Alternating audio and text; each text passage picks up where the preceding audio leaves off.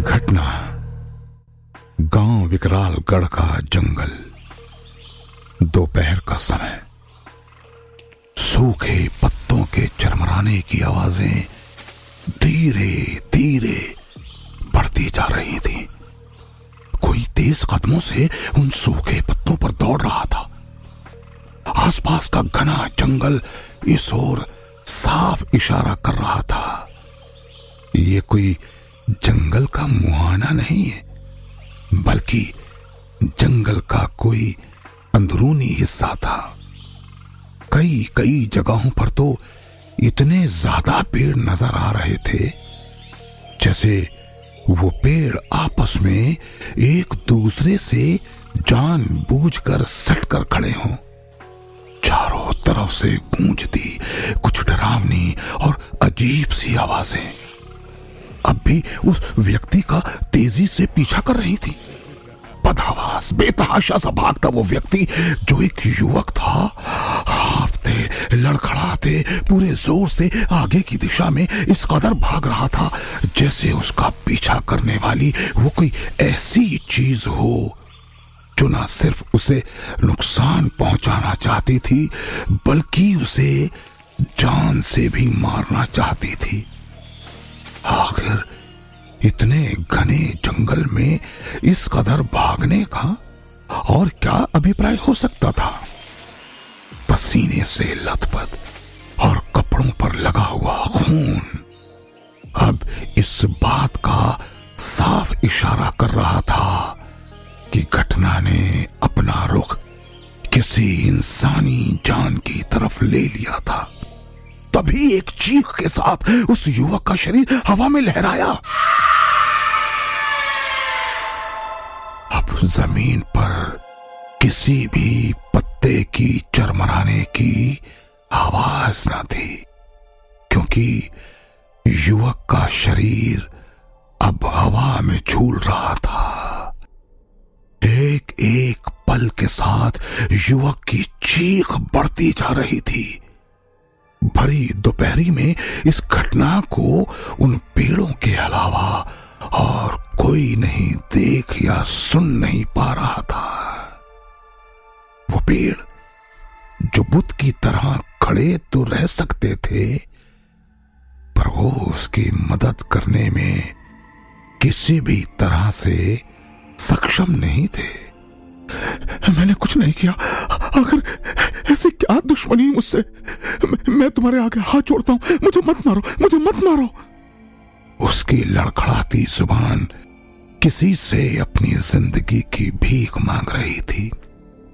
जिंदगी जिसे हर कोई जीना चाहता है, क्योंकि कहते हैं इंसानी जिंदगी सिर्फ एक बार ही मिलती है। ऐसी जिंदगी जिसे कोई खोना नहीं चाहता, और एक ऐसी जिंदगी जिसमें इंसानी रूह तो शरीर त्याग कर सकती है, पर यह शरीर अपना मोह माया नहीं छोड़ पाता।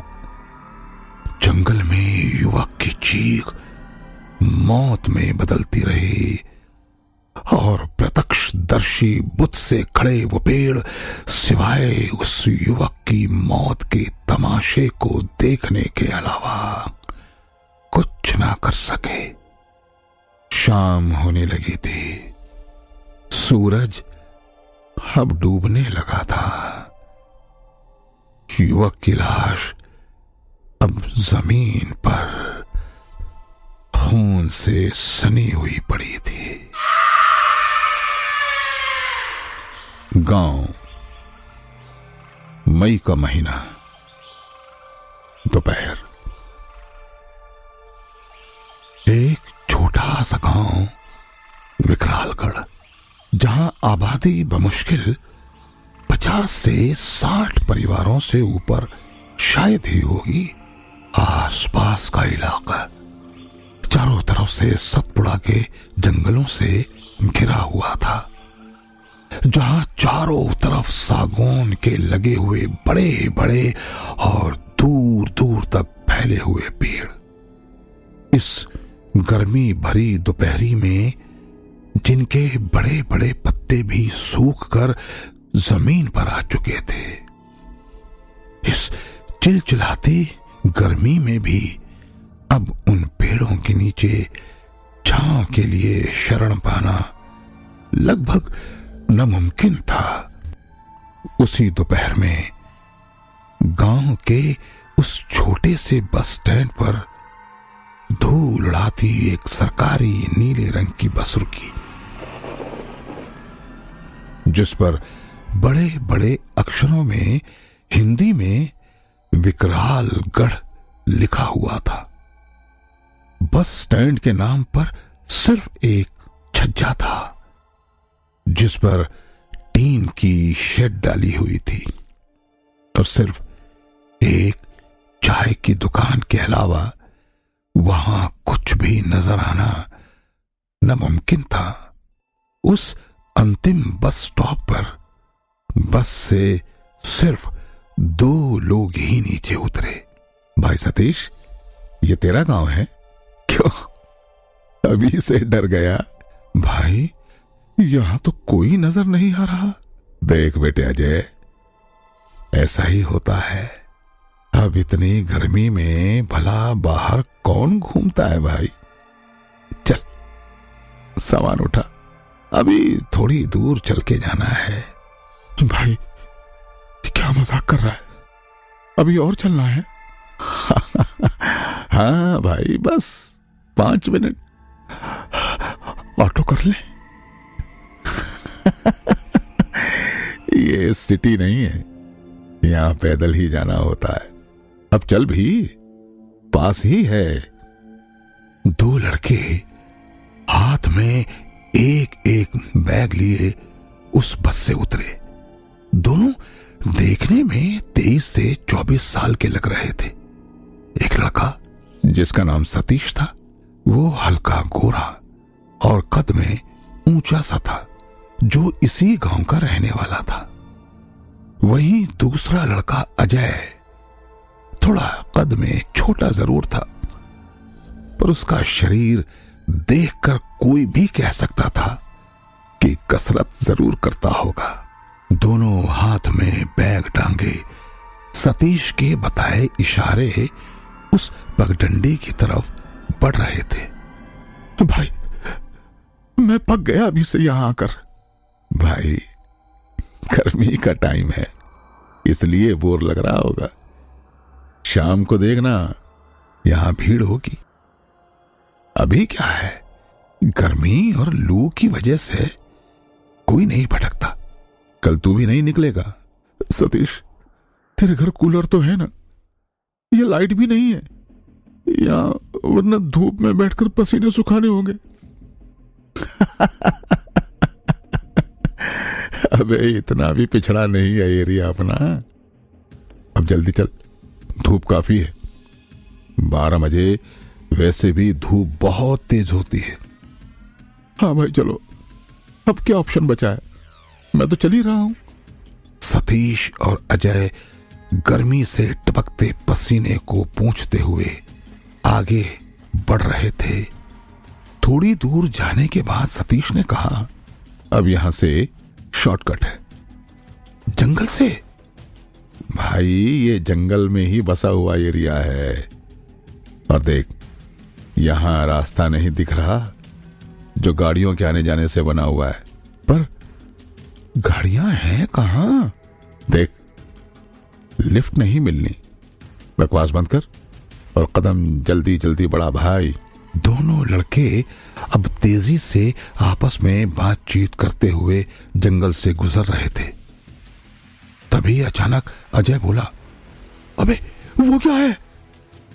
सतीश ने अजय की बताई दिशा में देखा। भाई, उधर जाने की सोचना भी मत। उस बीहड़ में कोई कुआं है। ऐसा लोग कहते हैं कि वो जगह ठीक नहीं है और इस रास्ते से रात में कोई नहीं आता। वैसे तो दिन में भी आना मना ही है, ये समझ। और हां, उधर कोई जाता नहीं और इस जंगल का सिक्योरिटी वाला अगर पकड़ लेगा तो जरूर उल्टा लटका देगा। मैं तुझे इस रास्ते से इसीलिए लाया ताकि ज्यादा ना चलना पड़े।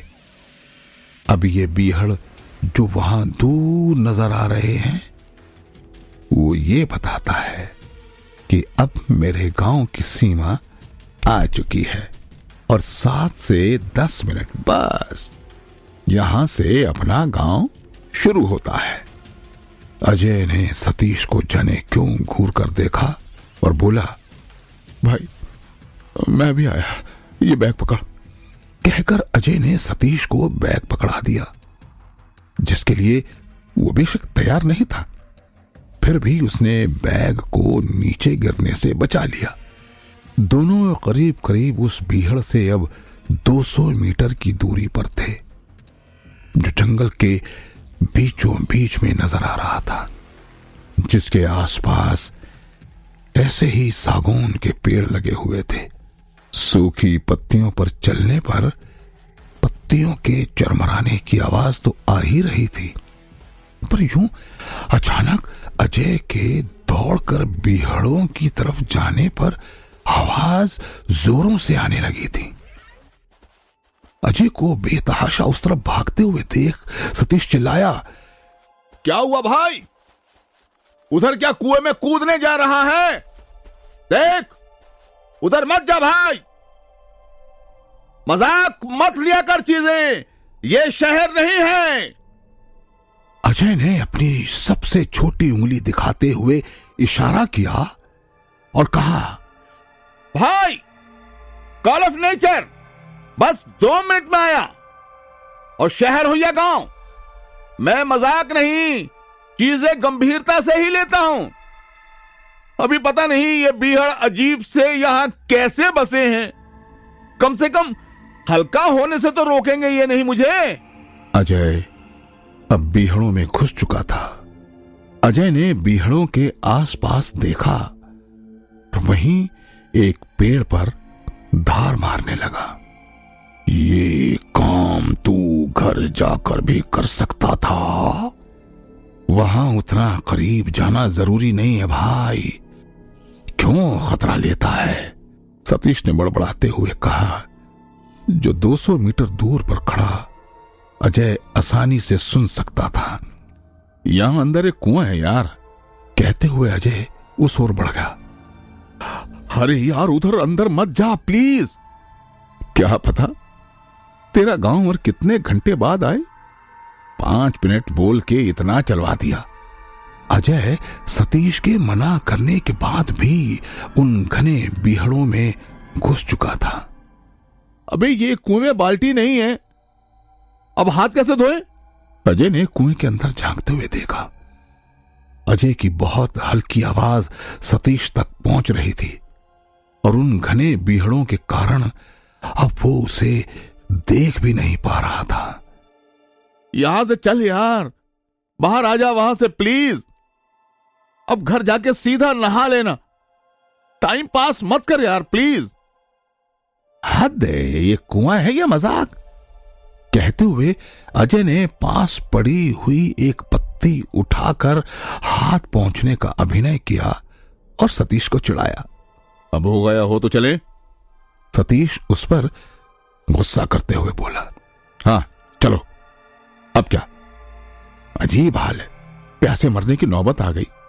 एक कुआं मिला तेरे गांव में और साला वो भी खाली हो गया, अब चल भी। सतीश ने उसे चिल्लाते हुए कहा।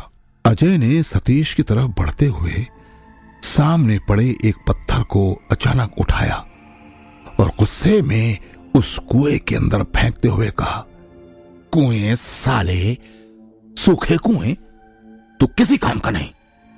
बड़बड़ाते हुए वो सतीश के पास पहुंचा, जो अजय की हरकतों पर गुस्सा हो रहा था। भाई अब चल।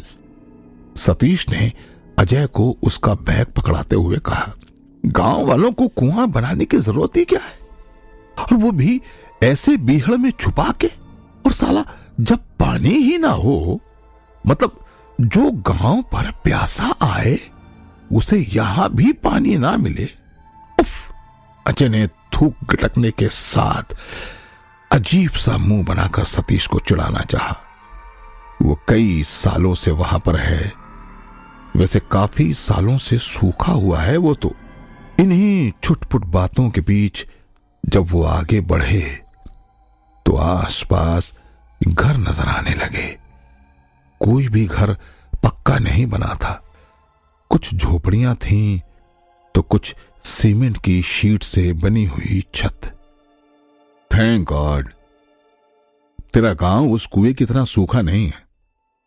कुछ तो दिखा। ओह!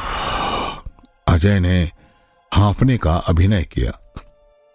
दोनों बातें करते हुए अब सतीश के घर के पास आ चुके थे। सतीश ने अपने बैग को दूसरे कंधे पर लेते हुए कहा, भाई वो सामने वाला घर अपना है। अजय ने चाइनीज की तरह आंखें छोटी करने का अभिनय किया। ओह, इतनी दूर! दोनों अब सतीश के घर आ चुके थे।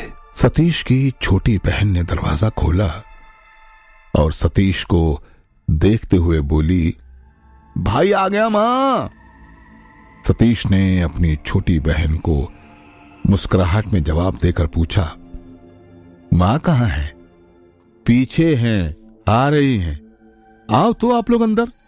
ये मेरा दोस्त अजय है, भोपाल में साथ ही पढ़ता है कॉलेज में। और अजय, ये मेरी छोटी बहन पूजा है। अजय ने पूजा की तरफ देखकर बस हल्की सी मुस्कान दी। पूजा उनका बैग एक तरफ रखकर पानी लेने चली गई और अजय सतीश के घर में चारों तरफ नजर घुमाने लगा। बढ़िया घर है भाई। और बेटा, तुम कहां के रहने वाले हो वैसे? सतीश और अजय नहा धोकर तैयार होकर अब सतीश की मां के हाथ से बने खाने का लुत्फ ले रहे थे। अब तक दोपहर के 1:30 बज चुके थे। आंटी, मैं भोपाल का ही हूं। अच्छा, शादी के लिए आए हो तुम भी ना नंदू की? सतीश की मां ने पूछा। जी आंटी। नंदू की शादी कब है? कल ही है ना सतीश? सतीश से मां ने पूछा। हाँ मां, कल ही है। शाम को निकल जाएंगे और परसों सुबह आएंगे। चलो बढ़िया है। बाकी तुम लोगों की नौकरी लग जाए तो तुम लोगों का भी बातचीत बढ़ाएं। मां ने कहा तो कोई कुछ नहीं बोला। अभी सब बातें चल ही रही थी कि अचानक अजय खाना छोड़कर घर के आंगन में भागा। अबे क्या हुआ? सतीश चिल्लाया। किसी को कुछ समझ नहीं आया कि आखिर वो क्यों उठ गया बीज खाने से, पर अगले ही पल इस सवाल का राज खुल गया। अरे इसको क्या हुआ? उल्टी की आवाज आ रही है। घबराई आवाज में मां ने वहीं बैठे बैठे सुना और उठकर अजय के पीछे जाने लगी तो सतीश भी उठ गया। भैया उल्टी कर रहे हैं। सतीश और मां के आंगन में पहुंचते ही पूजा ने कहा, जो कि पहले से ही आंगन में बैठी अचार को जमीन पर सूखने के लिए पसार रही थी। आंगन के वहीं दूसरी तरफ अजय उल्टियां कर रहा था। भाई हो गया, आराम से, कोई बात नहीं। सतीश ने उल्टे हाथ से उसकी पीठ पर थपकी देते हुए कहा। पूजा, नींबू नमक घोल के ला, लू लग गई लागत है। मां ने कहा तो पूजा किचन में चली गई। अरे अरे मां, ये खून निकल रहा है, मतलब उल्टी के साथ खून आ रहा है। सतीश ने कहा तो मां घबराई, अजय के पास पहुंची और उसके सर पर थपकी लगाने लगी। खट्टा मीठा खाए थे क्या सफर में? गर्मी में सब नुकसान करता है बेटा। नहीं तो अब इसने बस में बैठने के पहले क्या खाया पता नहीं। 5 मिनट के बाद, हाथ मुंह धोने के बाद अजय कमरे में लगे खटिया पर लेट चुका था। सतीश ने तेज पंखा चला दिया था। ले बेटा अजय, नींबू पानी पी। अब खाना खाने की जरूरत नहीं, वरना फिर सब बाहर आ सकता है। शाम को खिचड़ी बना देंगे, ये पी के आराम कर। मां ने नींबू पानी का गिलास अजय को दिया, जो पूजा लेकर सामने खड़ी थी। सतीश अजय के बगल में बैठा हुआ था। भाई, धूप लग गई तुझे? सतीश ने कहा। हाँ आंटी, ऐसा ही लग रहा है, यहां बहुत गर्मी है और ऊपर से उतनी दूर पैदल, काफी दिनों बाद चला तो हो सकता है, अजय ने लड़खड़ाती आवाज में कहा और एक घूंट में नींबू पानी पीकर फिर लेट गया। चल, अब इसे आराम करने दे और तू भी खाना खत्म कर और सो जा। शाम को उठ के बाहर घूम आना, इसको भी सही लगेगा, कहकर मां आंगन में चली गई और सतीश वापस खाना खाकर अपने कमरे में आ गया। शाम के 5 बज रहे थे। ओए अजय, उठ भाई, अब शाम हो गई है, चल थोड़ा बाहर से आते हैं, तबीयत तो ठीक है ना तेरी अब? सतीश ने अजय के पास आकर कहा, जो उधर मुंह किए अब भी सो रहा था। अरे बुखार है तुझे तो? सतीश ने अजय का हाथ छूकर कहा तो मां भी पास आकर उसे छूने लगी। बुखार तो है, एक काम कर, जाकर इसके लिए पैरासीटामोल ले आ बेटा, मत उठा इसे। अजय, तबीयत कैसी लग रही है बेटा? मां ने पूछा, पर अजय ने कुछ जवाब नहीं दिया। चलो सोने दो इसे, मैं दवा लाता हूं, तब उठाना इसको, कहकर सतीश बाहर चला गया। अबे उठ जा, दवा खा ले, सब ठीक हो जाएगा। कल की शादी मिस करवाएगा क्या, जिसके लिए हम आए हैं यहां? सतीश ने मस्खरी करते हुए अजय को चिढ़ाया। वो अब भी शायद गहरी नींद में था। पूजा, पानी लेकर आना तो, सतीश ने कहा। ये लो भैया पानी, उनको उठाकर पिला दो, मैंने ये कंबल उड़ा दिया है, मां ने कहा था तो पूजा ने पानी का गिलास सतीश को दिया। मां कहां गई? बगल में गई है काम से, पूजा ने कहा और वो दूसरे कमरे में चली गई।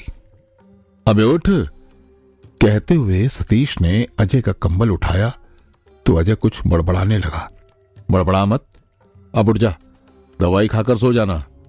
सतीश ने इतना कहकर उसे अपनी तरफ पलटना चाहा, पर वो टस से मस नहीं हुआ। अबे क्या हुआ, उठ जा अब। अजय के सांसों के चलने की आवाज तेज आने लगी। ठीक है सब, दवा लाए हो यार, उठ उठ अब, वरना मां मुझे डांटेगी। तभी अजय अजीब सी आवाज करने लगा। एकदम से उसके भाव बदल गए, वो हिचकी लेने लगा, उसकी सांसें तेज होने लगी, उसका शरीर और गर्म होने लगा, जिसे सतीश आराम से महसूस कर रहा था, क्योंकि उसका हाथ उसकी बाह पर था, जो उसे उठाने के लिए उसने उसके सामने लगी कुर्सी पर बैठे हुए रखा था। भाई अजय, उठ यार, ठीक है सब। सतीश अभी उसे उठाने की कोशिश ही कर रहा था कि लाइट चली गई और कमरे का पंखा बंद हो गया, लेकिन खिड़की से उजाला कमरे में जरूर अंदर अच्छा खासा आ रहा था। अरे ये गर्मी में और परेशान हो जाएगा, ये लाइट क्यों चली गई? सतीश ने पंखे की तरफ देखकर बड़बड़ाते हुए कहा। अजय अब भी अचेत लेटा हुआ था, उसकी हिचकी अब और बढ़ रही थी। अरे पानी पी ले अजय, भाई उठ जा, कहकर गिलास का पानी लेकर उसे उठाने की कोशिश करने लगा। सतीश अपनी कुर्सी से उठ चुका था। सामने अजय दूसरी तरफ बदन किए दाहिनी करवट पर लेटा हुआ था। उसने उसे उठाने का और अपनी तरफ मोड़ने का भरपूर प्रयास किया। उसके उस प्रयास से दो अचानक ये घटनाएं हुई, जिसके होने की उम्मीद न खुद सतीश को थी और ना ही उसके घर में अगले कमरे में मौजूद पूजा को, और ना ही बगल वाले घर में बैठी उसकी मां को। पहली घटना ये हुई कि अजय की हिचकी जितनी तेजी से बढ़ रही थी उतनी ही तेजी से वो सतीश की तरफ पलटा। दूसरी घटना यह हुई कि सतीश पलंग से 50 मीटर दूर एक धड़ाम सी आवाज के साथ पटकाया था। उसके हाथ से गिलास भी काफी दूर गिर चुका था। गिलास और सतीश के गिरने में मात्र 5 सेकंड का ही फासला होगा। आवाज सुना घबराई अगले रूम से पूजा दौड़ती हुई आई। उसने देखा सतीश दीवार की तरफ गिरा हुआ है। उसका चेहरा अब भी अजय के पलंग की तरफ ही था, पर उसका शरीर फर्श पर चित हो चुका था। उसके सामने ही एक तरफ गिलास के गिरने से पानी जमीन पर फैल रहा था जो उसकी शर्ट को गीला कर रहा था। वहीं दूसरी तरफ अजय अब पलंग पर बैठा हुआ था, जिसका घुटना पलंग के नीचे झूल रहा था। कंबल आधा घुटने पर टिका था और आधा फर्श पर। वो अब भी हिचकी ले रहा था। उसकी नजर सतीश पर हरगिज नहीं थी। वो कमरे में लगे सीलिंग पंखे की तरफ घूर रहा था जो लाइट जाने की वजह से बंद हो चुका था। मां को बुला, जल्दी जा। सतीश ने घबराई आवाज में पूजा को देखते हुए कहा ही था कि पूजा बिना कोई सवाल किए दरवाजे की तरफ भागी। उसके चेहरे की हवाइयां इस कदर उड़ी हुई थी जो उसके चेहरे की घबराहट से साफ साफ झलक रही थी। उसी तेजी से वो मां को बुलाने घर से बाहर की तरफ भागी।